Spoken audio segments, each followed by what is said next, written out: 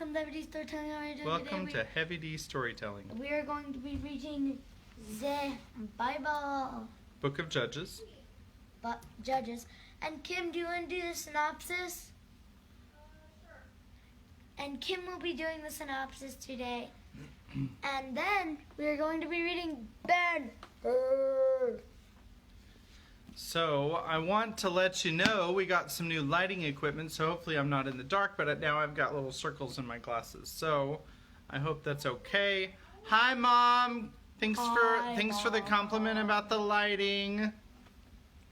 So, Rebecca helped me try to come up with a position, and hopefully when I'm reading,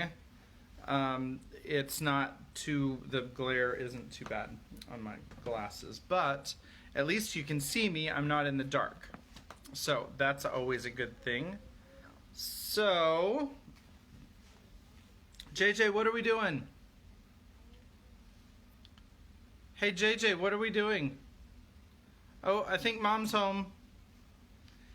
You know how I know that Mom's home? Because my phone tries to attach to the Bluetooth in the car when she comes home. Every time. Without fail. JJ, what are you doing? He's getting Mom. Yay! So if I just waited 5 more minutes, it's my fault. So sorry about that.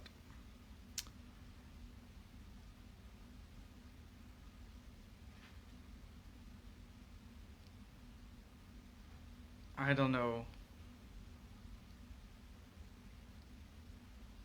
Hello, second person. Thank you for joining me today. Granny Bear! Hey, Kimmy, come here to say hi to Granny Bear. We are in delay right now because Mom just got home. If I'd known that she was driving home, I probably would have waited to start. But no, you need to come over on this side now. Hello. So we have some lighting equipment, Granny Bear, that we got. It's just some cheap stuff that you use for... Come on over. Cheap stuff that you use for vlogging. But it will make this little dark corner that we're in a little bit brighter, and that's good. Hey, So, how are you doing? how are you doing, Granny Bear? The problem is that there's a delay still, and I don't know if how long the delay It'll is. probably be like, it probably is in every live stream. It is in every live stream. In fact, there's a funny story because we were doing a ceremony one time, and we were playing, this was the brass quintet here at Fort Sam Houston, and the brass quintet was playing the ceremony, and we played the, it must have been the anthem, and then they did the prayer right after the anthem, and in the middle of the prayer, we started hearing the anthem over the speakers, and we were like, that's really strange. And the guy kept saying the prayer. I was really impressed. The chaplain was able to continue saying the prayer, even though the anthem was going on over the speakers, which was really awkward. And so then what happened was that they were actually broadcasting a live stream of the ceremony. And what we were hearing was the delay. They had the speakers for the live stream on, and nobody turned them off, and the guy that was doing the live stream, I don't think he actually realized that it was happening because he was listening to it in his headphones. So looks like we got ice cream. Oh, we're finishing the ice cream is what's happening. I see. See, that's IC for ice cream. Get it? Okay, so at this time, I know we're a little bit late getting started, but we are going to pick up. We just read Judges chapter 15. Now we're going to read Judges chapter 16, one of the most famous stories from the book of Judges. Kimmy and JJ, are you listening? Yes. Or are you just eating ice cream? Kimmy says both. JJ says he's listening. So that means JJ is not eating ice cream, and Kimmy's actually doing both simultaneously. So, I'd like to see if that's an actual reality. This is Judges chapter 16. This is the English Standard Version because that's the version that I've been reading from lately for the past 3 years. Samson went to Gaza, and there he saw a prostitute, and he went into her. The Gazites were told, "Samson has come here." And they surrounded the place and set an ambush for him all night at the gate of the city. They kept quiet all night, saying, "Let us wait till the light of the morning, then we will kill him." But Samson lay till midnight, and at midnight he arose and took hold of the doors of the gate of the city and the 2 posts, and pulled them up, bar and all, and put them on his shoulders, and carried them to the top of the hill that is in front of Hebron. After this, he loved a woman in the valley of Sorek, whose name was Delilah. And the lords of the Philistines came up to her and said to her, "Seduce him, and see where his great strength lies, and by what means we may overpower him, that we may bind him to humble him. And we will each give you 1,100 pieces of silver." So Delilah said to Samson, "Please tell me where your great strength lies, and how you might be bound, that one could subdue you." What a strange question to ask someone. Samson said to her, "If they bind me with 7 fresh bowstrings that have not been dried, then I shall become weak and be like any other man." Then the lords of the Philistines brought up to her 7 fresh bowstrings that had not been dried, and she bound him with them. Now she had men lying in ambush in an inner chamber, and she said to him, "The Philistines are upon you, Samson." But he snapped the bowstrings as a thread of flax snaps when it touches the fire. So the secret of his strength was not known. Then Delilah said to Samson, "Behold, you have mocked me and told me lies. Please tell me how you might be bound." And he said to her, "If they bind me with new ropes that have not been used, then I shall become weak and be like any other man." So Delilah took new ropes and bound him with them, and said to him, "The Philistines are upon you, Samson." And the men lying in ambush were in an inner chamber, but he snapped the ropes off his arms like a thread. Then Delilah said to Samson, "Until now you have mocked me and told me lies. Now tell me how you might be bound." And he said to her, "If you weave the 7 locks of my head with the web and fasten it tight with the pin, then I shall become weak and be like any other man." So while he slept, Delilah took the 7 locks of his head and wove them into the web, and she made them tight with the pin, and said to him, "The Philistines are upon you, Samson." But he awoke from his sleep and pulled away the pin, the loom, and the web. You'd think that by now he would think that something was up. And she said to him, "How can you say I love you when your heart is not with me? You have mocked me these 3 times, and you have not told me where your great strength lies." And when she pressed him hard with her words day after day, and urged him, his soul was vexed to death. And he told her all his heart, and said to her, "A razor has never come upon my head, for I have been a Nazirite to God from my mother's womb. If my head is shaved, then my great strength will leave me, and I shall become weak and be like any other man." When Delilah saw that he had told her all his heart, she sent and called the lords of the Philistines, saying, "Come up again, for he has told me all his heart." Then the lords of the Philistines came up to her and brought the mockery in their hands. She made him sleep on her knees, and she called a man and had him shave off the 7 locks of his head. Then she began to torment him, and his strength left him. And she said, "The Philistines are upon you, Samson." And he awoke from his sleep and said, "I will go out as at other times and shake myself free." But he did not know that the Lord had left him. And the Philistines seized him and gouged out his eyes and brought him down to Gaza and bound him with bronze shackles. And he ground at the mill in the prison, but the hair of his head began to grow again after it had been shaved. Now the lords of the Philistines gathered to offer a great sacrifice to Dagon, their god, and to rejoice, and they said, "Our God has given Samson, our enemy, into our hand." And when the people saw him, they praised their God, for they said, "Our God has given our enemy into our hand, the ravager of our country, who has killed many of us." And when their hearts were merry, they said, "Call Samson, that he may entertain us." So they called Samson out of the prison, and he entertained them. They made him stand between the pillars, and Samson said to the young man who held him by the hand, "Let me feel the pillars on which the house rests, that I may lean against them." Now the house was full of men and women. All the lords of the Philistines were there, and on the roof there were about 3,000 men and women, who looked on while Samson entertained.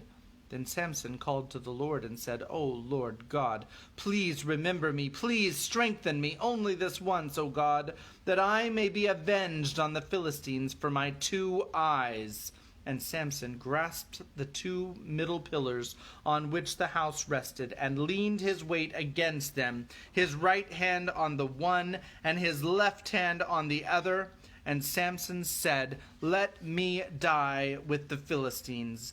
Then he bowed with all his strength, and the house fell upon the lords and upon all the people who were in it. So the dead whom he killed at his death were more than those whom he had killed during his life. Then his brothers and all his family came down and took him and brought him up and buried him between Zorah and Eshtaol in the tomb of Manoah his father. He had judged Israel 20 years. That is the end of chapter 16. Chapter 17 will be tomorrow. Is it okay? I know we've got the circles. Okay, so at this time, we are going to do the synopsis. Kimberly, are you ready? Yes, I'm ready. Okay, I'm going to go ahead and get up.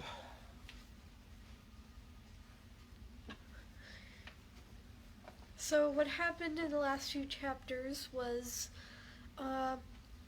Ben-Hur, he found out that his family is most likely dead. And then he found out about this guy who knew his father.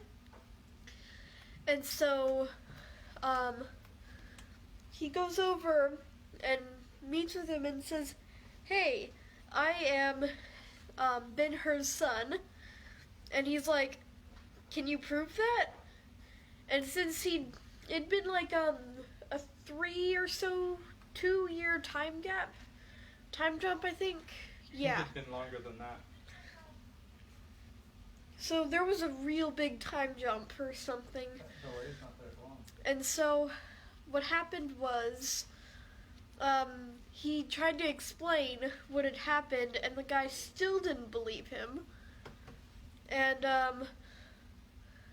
then his daughter did eventually believe him, I think, right? Esther was Yeah. his daughter, and the man's name was Simonides. Simonides? He was a Jew with a Greek name, Okay.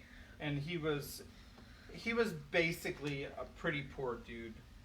It At was just him and his daughter. No, and they he were was very paupers, rich. and he didn't have very many. He barely had clothes to wear, right? Dad, he was very rich because he took over Ben-Hur's father's business or something like that. Something like that. And basically what happened after that was he didn't believe him and everything, and then I think he's like saying stuff to try to make him believe him, right? Something like that.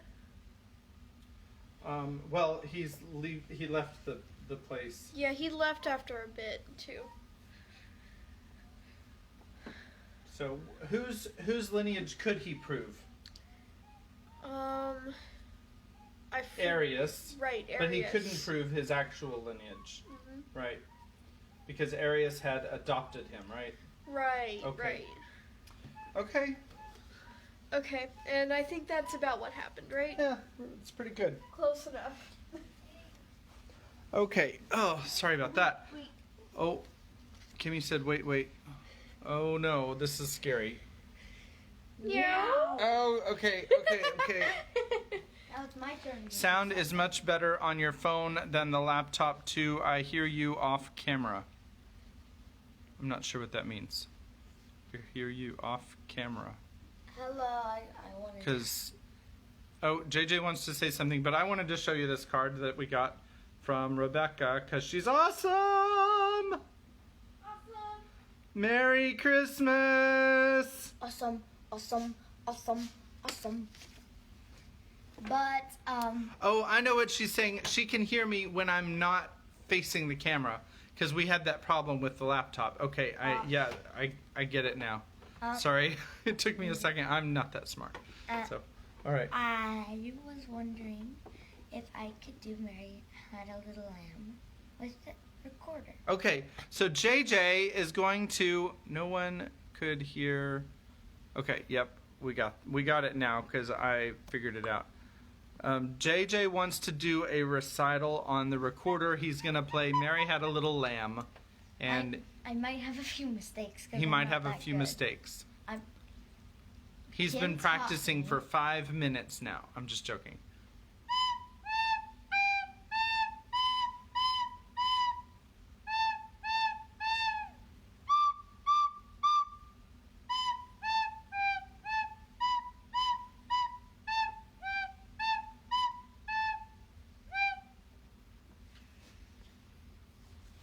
Sorry, I had to put my book down. That was very good. Go ahead and throw your hearts up if you liked his little recital. And now we're going to start chapter 4 of book 4 of Ben-Hur. That's H-U-R, her. Like her, the nephew or whatever it is of Caleb from the Old Testament. All right, so... Are you guys settled? Yeah. Y'all can be in the same room, it's okay, but I need y'all to settle. Mom says yay, JJ. Are y'all settled now? Yeah. All right. Here we go. Scarcely was Ben-Hur gone when Simonides seemed to wake as from sleep. By the way, the chapter is called Simonides and Esther. His countenance flushed, the sullen light of his eyes changed to brightness, and he said cheerily, "Esther, ring, quick!" She went to the table and rang a service bell. One of the panels in the wall swung back, exposing a doorway which gave admittance to a man who passed round to the merchant's front and saluted him with a half-salaam. "Moloch, here, nearer to the chair," the master said imperiously. "I have a mission which shall not fail through the sun, though the sun should. Hearken. A young man is now descending to the storeroom, tall, comely, and in the garb of Israel. Follow him, his shadow not more faithful, and every night send me report of where he is, what he does, and the company he keeps. And if, without discovery, you overhear his conversations, report them word for word together with whatever will serve to expose him, his habits, motives, life. Understand you? Go quickly. Stay, Melech. If he leaves the city, go after him. And mark you, Melech, be as a friend. If he bespeak you, tell him what you will to the occasion most suited, except that you are in my service. Of that, not a word. Haste! Make haste!" The man saluted as before and was gone. Then Simonides rubbed his wan hands together and laughed. "What is the day, daughter?" JJ, are we okay? Yeah, he's settling. I asked him to feed the dogs and then I remembered not doing it. Okay. "What is the day, daughter?" he said in the midst of the mood. What is the day? I wish to remember it for happiness come. See and look for it laughing, and laughing tell me, Esther. The merriment seemed unnatural to her, and, as if to entreat him from it, she answered sorrowfully, Woe's me, father, that I should ever forget this day. His hands fell down the instant, and his chin, dropping upon his breast, lost itself in the muffling folds of flesh composing his lower face. True, most true, my daughter, he said, without looking up. This is the 20th day of the 4th month. Today, 5 years ago, my Rachel, thy mother, fell down and died. They brought me home, broken as thou seest me, and we found her dead of grief. Oh, to me she was a cluster of campfire in the vineyards of Engedi. I have gathered my myrrh with my spice. I have eaten my honeycomb with my honey. We laid her away in a lonely place, in a tomb cut in the mountain, no one near her. Yet in the darkness she left me a little light, which the years have increased to a brightness of morning. He raised his hand and rested it upon his daughter's head. Dear Lord, I thank thee that now in my Esther my lost Rachel liveth again. Directly he lifted his head and said, as with a sudden thought, Is it not clear day outside? It was when the young man came in.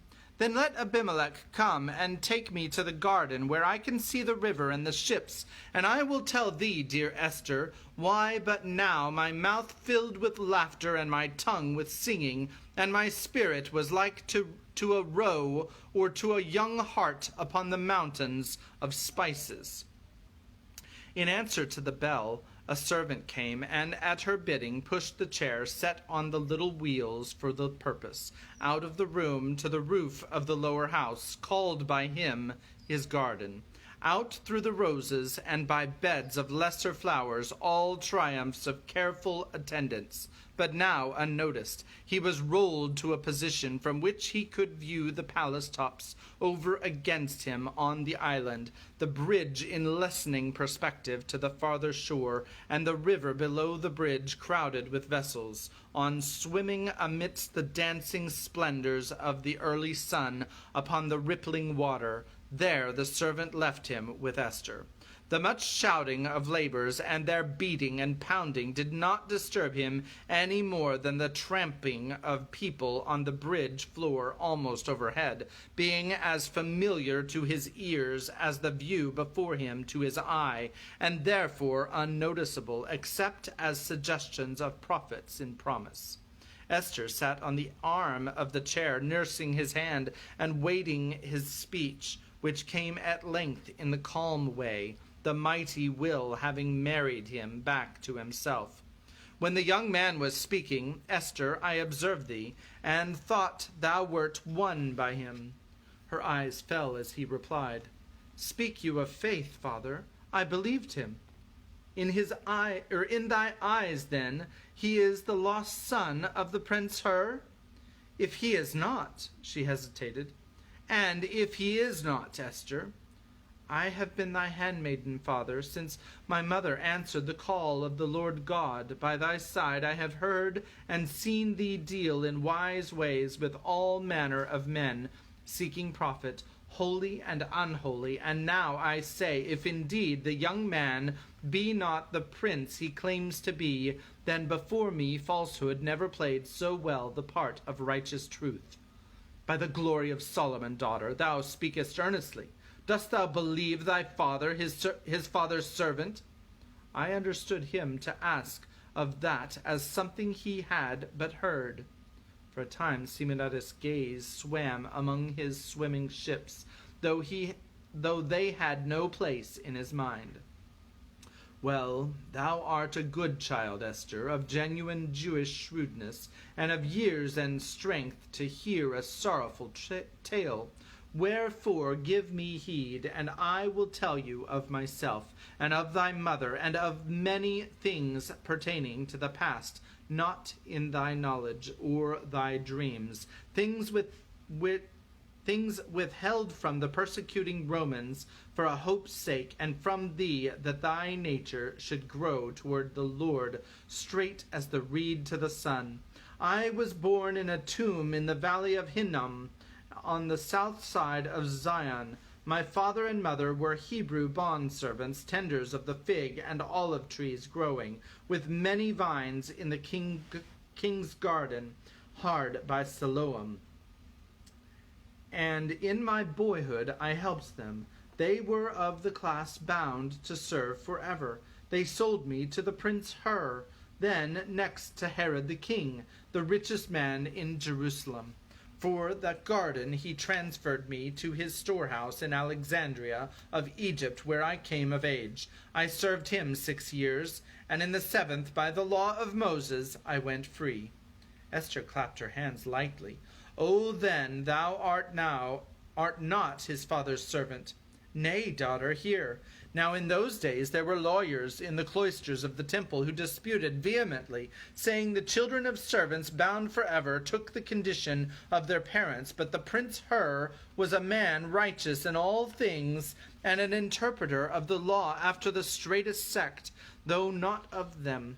He said, I was a Hebrew servant bought in the true meaning of the great lawyer, and by sealed writings, which I yet have, he set me free.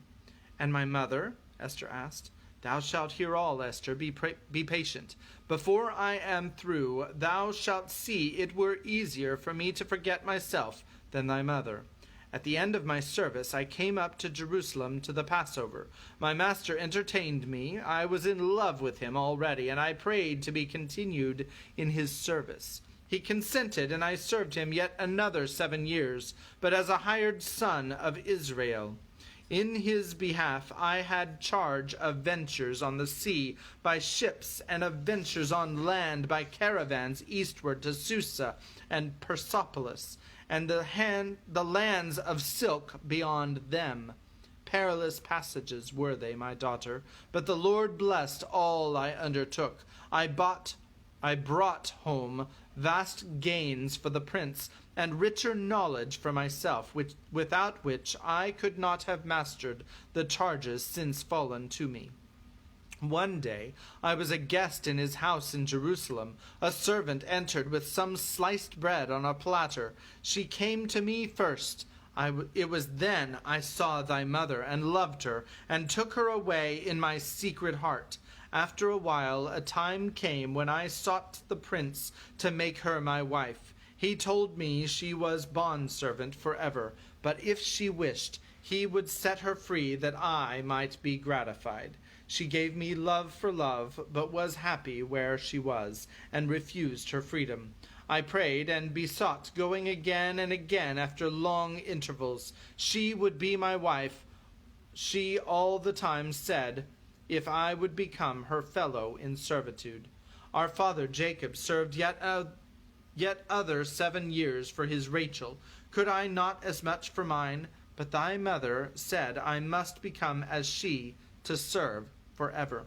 I came away, but went back. Look, Esther, look here.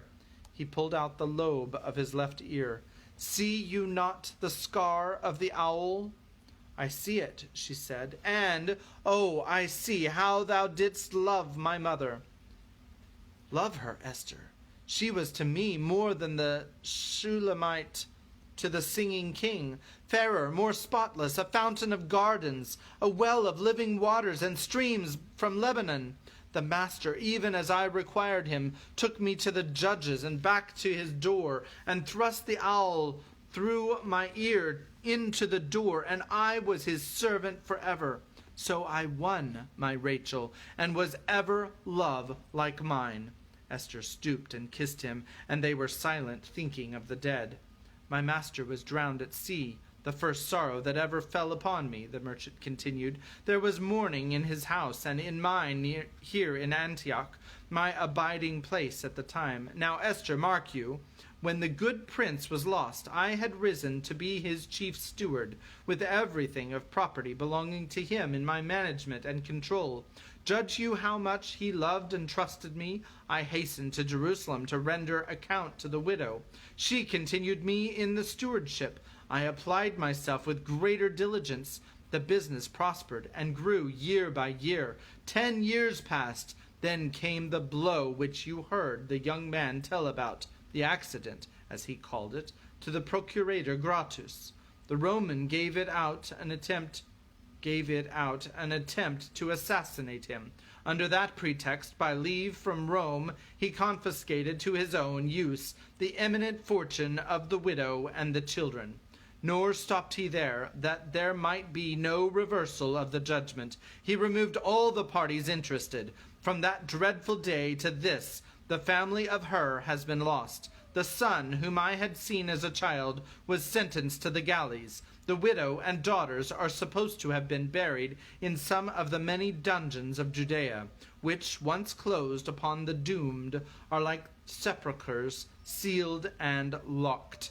They passed from the knowledge of men as utterly as if the sea had swallowed them unseen. We could not hear how they died, nay, not even that they were dead. Esther's eyes were dewy with tears.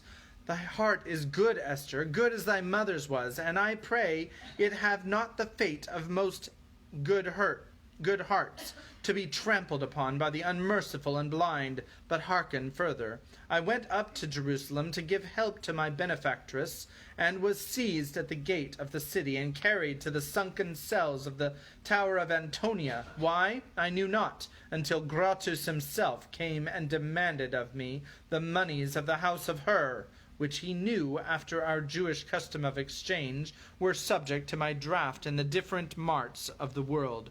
He required me to sign to his order. I refused. He had the houses, lands, goods, ships, and movable property of those I served. He had not their moneys. I saw, if I kept favor in the sight of the Lord, I could rebuild their broken fortunes. I refused the tyrant's demands. He put me to torture.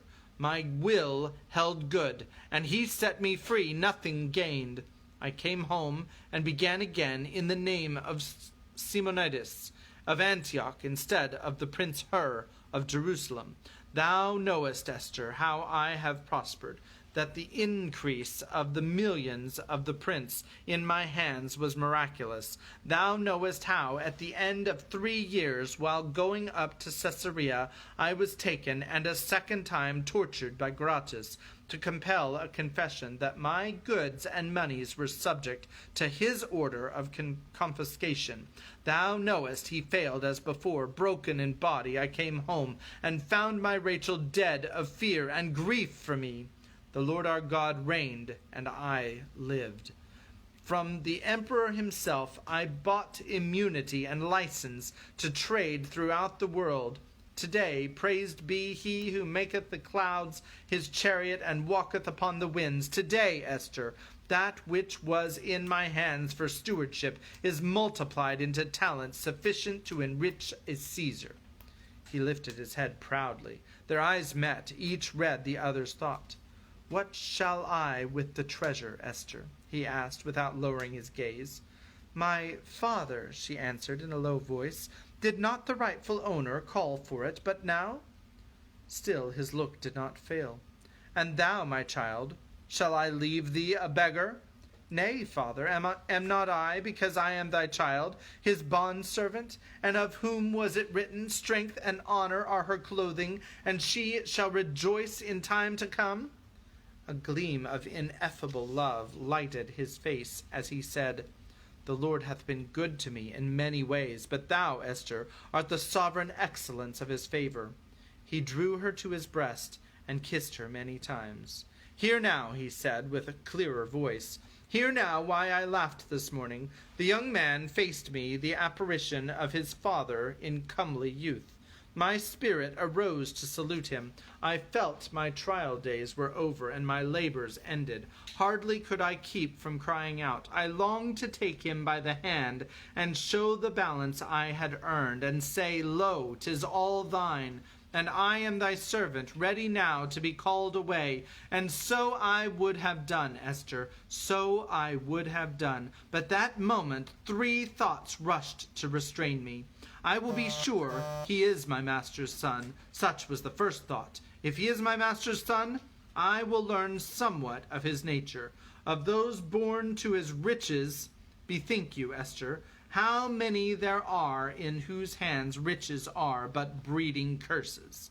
He paused while his hands clutched, and his voice shrilled with passion. Esther, consider the pains I endured at the Romans' hands. Nay, not Gratus alone, the merciless wretches who did his bidding the first time and the last were Romans, and they all alike laughed to hear me scream. Consider my broken body and the years I have gone shorn of my stature. Consider thy mother yonder in her lonely tomb, crushed of soul as I of body. Consider the sorrows of my master's family, if they are living, and the cruelty of their taking off if they are dead. Consider all, and with heaven's love about thee, tell me, daughter, shall not a hair fall or a red drop run in expiation? Tell me not, as the preachers sometimes do, tell me not that vengeance is the Lord's. Does he not work his will harmfully as well as in love by agencies? Has he not his men of war more numerous than his prophets? Is not his the law, eye for eye, hand for hand, foot for foot? Oh, in all these years I have dreamed of vengeance, and prayed, and provided for it, and gathered patience from the growing of my store, thinking and promising, as the Lord liveth, it will one day buy me punishment of the wrongdoers. And when speaking of his practice with arms, the young man said it was for a nameless purpose, I named the purpose even as he spoke. Vengeance. And that, Esther, that it was. The third thought, which held me still and hard, while his pleading lasted, and made me laugh when he was gone. Esther caressed the faded hands, and said, as if her spirit with his were running forward to results, He is gone. Will he come again? I, Malach the faithful, goes with him, and will bring him back when I am ready. And what will that be? When will that be, Father? Not long, not long. He thinks all his witnesses dead. There is one living who will not fail to know him, if he be indeed my master's son. His mother? Nay, daughter. I will set the witness before him. Till then, let us rest the business with the Lord. I am tired. Call Abimelech. Esther called the servant, and they returned into the house. Chapter 5. The Grove of Daphne. When Ben-Hur sallied from the great warehouse, it was with the thought that another failure was to be added to the many he had already met in the quest for his people, and the idea was depressing exactly in proportion as the objects of his quest were dear to him. It curtained him round about with the sense of utter loneliness on earth, which more than anything else serves to eke from a soul cast down its remaining interest in life. Through the people and the piles of goods he made way to the edge of the landing, and was tempted by the cool shadows darkening the river's depths. The lazy current seemed to stop and wait for him. In counteraction of the spell, the staying of the voyager flashed into memory. Better be a worm and feed upon the mulberries of Daphne than a king's guest. He turned and walked rapidly down the landing and back to the Khan.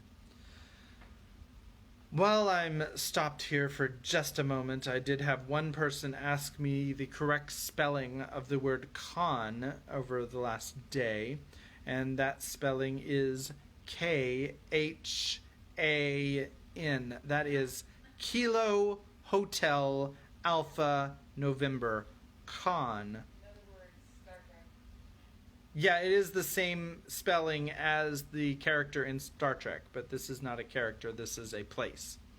The road to Daphne, the steward said, surprised at the question Ben-Hur put to him. You have not been here before. Well, count this the happiest day of your life. You cannot mistake the road. The next street to the left, going south, leads straight to Mount Sulpius, crowned by the altar of Jupiter and the amphitheater. Keep it to the third cross street, known as Herod's Colonnade.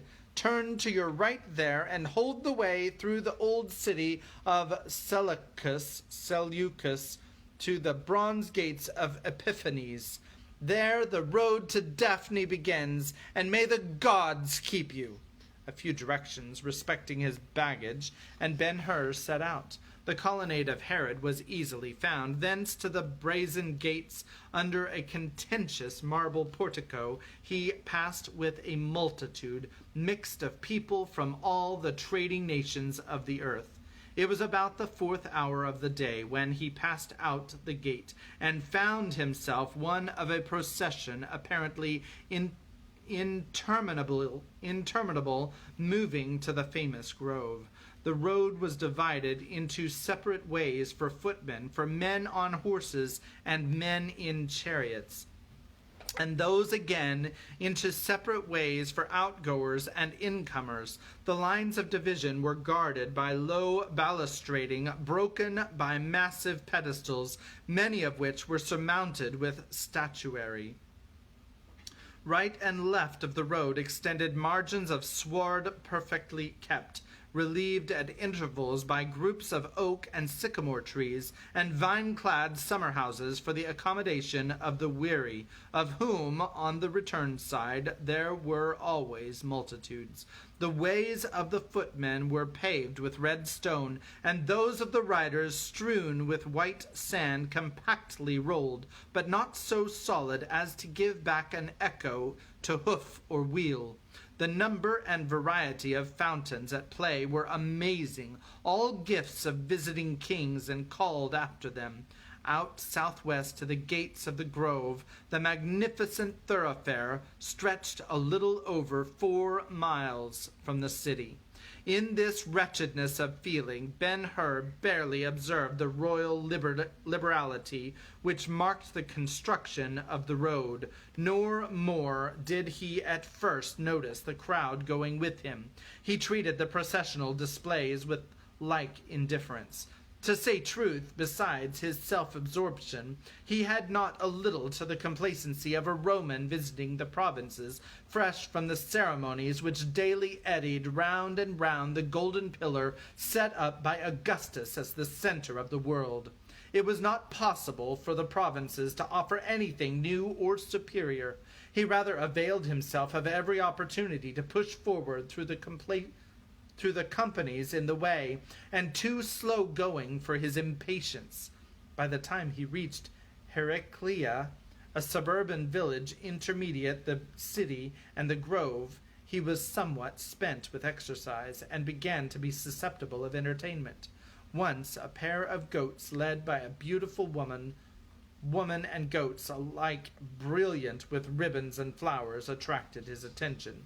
Then he stopped to look at a bull of mighty girth and snowy white, covered with vines freshly cut, and bearing on its broad back a naked child in a basket, the image of the young Bacchus, squeezing the juice of ripened berries into a goblet and drinking with libational formulas.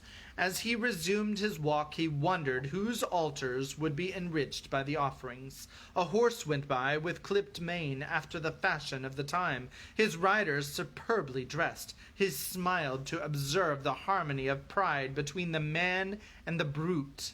Often after that he turned his head at hearing the rumble of wheels and the dull thud of hoofs. Unconsciously he was becoming interested in the styles of chariots and charioteers as they rustled past him, going and coming.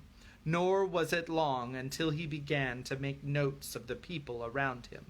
He saw they were of all ages, sexes, conditions, and all in holiday attire. One company was uniformed in white, another in black, Some bore flags, some smoking censers. Some went slowly, singing hymns. Others stepped to the music of flutes and tabourets. If such were the going to Daphne every day in the year, what a wondrous sight Daphne must be. At last there was a clapping of hands, and a burst of joyous cries, following the pointing of many fingers. He looked and saw upon the brow of a hill at the templed gate of the consecrated grove. The hymns swelled to louder strains, the music quickened time, and borne along by the impulsive current, and sharing the common eagerness, he passed in, and Romanized in taste as he was, fell to worshipping the place. Rearward of the structure was, which graced the entranceway, a purely Grecian pile. He stood upon a broad esplanade paved with polished stone. Around him a restless exclamatory multitude in gayest colors, relieved against the iridescent spray flying crystal white from fountains. Before him, off to the southwest, dustless paths radiated out into the garden, and beyond that into a forest over which rested a veil of pale blue vapor. Ben-Hur gazed wistfully, uncertain where to go. A woman that moment exclaimed, "Beautiful! But where to now?" Her companion, wearing a chapelet of bays, laughed and answered, "Go to, thou pretty barbarian. The question implies an earthly fear, and did we not agree to leave all such behind in Antioch with the rusty earth? The winds which blow here are respirations of the gods. Let us give ourselves to the waftage of the winds. But if we should get lost? O thou timid! No one was ever lost in Daphne except those of whom her gates close forever." "And who are they?" she asked, still fearful. "Such as have yielded to the charms of the place, and chosen it for life and death. Hark! Stand we here, and I will show you of whom I speak." Upon the marble pavement there was a scurry of sandaled feet. The crowd opened, and a party of girls rushed about the speaker and his fair friend, and began singing and dancing to the tabourets they themselves touched. The woman, scared, clung to the man, who put an arm about her, and with kindled face kept time to the music with the other hand overhead. The hair of the dancers floated free, and their limbs blushed through the robes of gauze which scarcely draped them. Words may not be used to tell of the voluptuousness of the dance. One brief round, and they darted off through the yielding crowd lightly as they had come. "Now, what think you?" cried the man to the woman. "Who are they?" she asked. "Devadasi, priestesses devoted to the temple of Apollo. There is an army of them. They make the chorus in celebrations. This is their home. Sometimes they wander off to the other cities, but all they make is brought here to enrich the house of the divine musician. Shall we go now?" Next minute the two were gone. Ben-Hur took comfort in the assurance that no one was ever lost in Daphne, and he too set out. Where? He knew not. A sculpture reared upon a beautiful pedestal in the garden attracted him first. It proved to be the statue of a centaur. An inscription informed the unlearned visitor that it exactly represented Chiron, the beloved of Apollo and Diana, instructed by them in the mysteries of hunting, medicine, music, and prophecy. The inscription also bade the stranger look out at a certain part of the heavens, at a certain hour of the clear night, and he would behold the dead alive among the stars, whither Jupiter had transformed the good genius. The wisest of the centaurs continued nevertheless in the service of mankind. In his hand he held a scroll on which, graven in Greek, were paragraphs of a notice. "O traveler, art thou a stranger? Number 1. Hearken to the singing of the brooks, and fear not the rain of the fountains. So will the Naiads learn to love thee. Number 2, the invited breezes of Daphne and Zephyrus and Esther, gentle ministers of life, they will gather sweets for thee when Eris blows. Diana is elsewhere hunting when Boreas blusters. Go hide, for Apollo is angry. Number 3, the shades of the grove are thine in the day. At night they belong to Pan and his dryads. Disturb them not. Number 4, eat of the lotus by the brookside sparingly, unless thou wouldst have circes of memory, not sure what that word is, which is to become a child of Daphne. Number 5, walk thou round the weaving spider, 'tis Arachne at work for Minerva. Number 6, wouldst thou behold the tears of Daphne, break but a bud from a laurel bough, and die. Heed thou, and stay, and be happy. Ben-Hur left the interruption of the mystic notice to others fast enclosing him, and turned away as the white bull was led by. That's basically like a list of rules, like you go to the swimming pool and it has rules, so that's the rules. You have to follow those rules. Don't bother the spiders. Don't go in at night. Don't break the boughs. Don't take a flower or you're going to die. All right. So Ben-Hur left the interruption of the mystic notice to others fast enclosing him, and turned away as the white bull was led by. The boy sat in the basket, followed by a procession. After them again the woman with the goats, and behind her the flute and the tabret players, and another procession of gift bringers. Whither go they? Asked a bystander. Another made answer, the bull to Father Jove the goat. Did not Apollo once keep the flocks of Admetus? Aye, the goat to Apollo. The goodness of the reader is again besought in favor of an explanation. A certain facility of accommodation in the matter of religion comes to us after much intercourse with people of a different faith. Gradually we attain the truth that every creed is illustrated by good men who are entitled to our respect, but whom we cannot respect without courtesy to their creed. To this point Ben-Hur had arrived. Neither the years in Rome nor those in the galley had made any impression upon his religious faith. He was yet a Jew. In his view, nevertheless, it was not an impiety to look for the beautiful in the grove of Daphne. The remark does not interdict the further saying, if his scruples had been ever so extreme. Not improbably he would at this time have smothered them. He was angry, not at the irritable from chafing of a trifle, nor was his anger like the fool's pumped from the wells of nothing, to be dissipated by a reproach or a curse. It was the wrath peculiar to ardent natures, rudely awakened by the sudden annihilation of a hope, dream, if you will, in which the choicest happiness were thought to be certainly in reach. In such case, nothing intermediate will carry off the passion. The quarrel is with fate. Let us follow the philosophy a little further, and say to ourselves it were well in such quarrels if fate were something tangible to be dispatched with a look or a blow, or a speaking personage with whom high words were possible. Then the unhappy mortal would not always end the affair by punishing himself. In ordinary mood, Ben-Hur would not have come to the grove alone, or coming alone he would have availed himself of his position in the consul's family, and made provision against wandering idly about.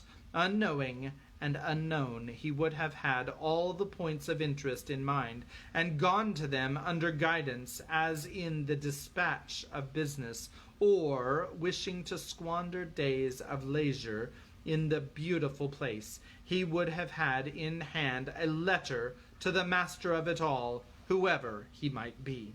This would have made him a sightseer, like the shouting herd he was accompanying, whereas he had no reverence for the deities of the grove, nor curiosity a man in the blindness of bitter disappointment. He was adrift, not waiting for fate, but seeking it as a desperate challenger. Everyone has known this condition of mind, though perhaps not all in the same degree. Everyone will recognize it as the condition in which he has done brave things with apparent serenity, and everyone reading will say, "Fortunate for Ben-Hur, if the folly which now catches him is but a friendly harlequin, with whistles and painted cap, and not some violence with a pointed sword, pitiless." And that's the end of chapter 5. That's where we're going to stop today. The next chapter is chapter 6, The Mulberries of Daphne. And the first word is Ben-Hur. I hope you're enjoying the reading. I think that our delay is actually not nearly as long when I'm on the phone. I hope that you're enjoying the story. This is a really good story. I know not a lot really happened in the last 2 chapters. We learned a little about Simonides and Esther, and he went into this pagan garden. So that's about all that happened, but obviously, just as always, there's a lot of details. And I'm going to leave you and bid you adieu at this time. I hope to see you back again tomorrow, and God bless you and have a good night. We will make sure and feed the dogs tomorrow before we read, because they're a little bit rambunctious right now. Good night. Here's JJ. Good night. All right, we will see you tomorrow. Good night.